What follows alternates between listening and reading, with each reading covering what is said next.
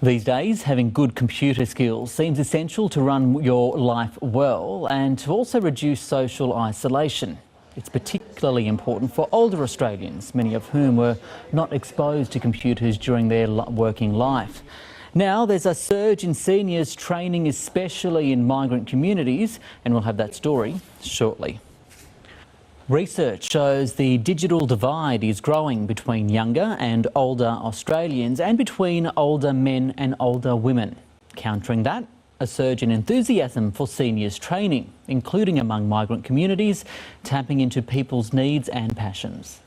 So through the iPad. At this technology conference for seniors, trainer Ida Greenway studies a tablet app with exercises to help prevent falls. So you're going to trace through the map, like by just with a bit of a swing and a dance. If more seniors are demanding digital literacy, government and private agencies, councils and telecommunications firms are offering programs to sharpen their skills.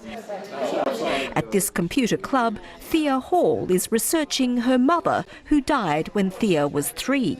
Searching process can be very confusing because you're jumping from one thing to another, like we went to birth, deaths and marriages. I couldn't find any record of my mother. And then they said, well, let's try this site, which was Ancestry.com. And there she was. Here I found her marriage certificate, which is incredible.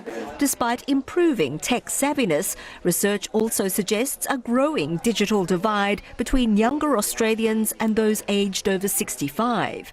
The latest Australian Digital Inclusion Index shows 25 to 34-year-olds rank highly for basic skills. People aged 65 plus score only half as well. The index also found migrants had slightly below average levels of basic skills, even while using Skype and Facebook to stay in touch with family. These classes for members of the Indian community are funded by charity The Good Things Foundation. Seniors do come here, and then for family reunion they have to look after their grandchildren, and for the rest of the time they feel totally isolated. And in the process they just don't know what to do, they don't know where to approach for any information. Jugesh Rai Makan's son is a busy professional who has little time to instruct him on computer basics. When he have time, they give me some time for the computer. Back in Delhi, the 68-year-old had a trucking business. We don't use computer in my shop. Trainers say that's not uncommon for older Indian migrants if they worked in a smaller or family-run enterprise. Overall, women scored lower for digital ability in the recent report. Researchers say it's because women over 65 are less likely than men to have been in the workforce using computers in the past decade.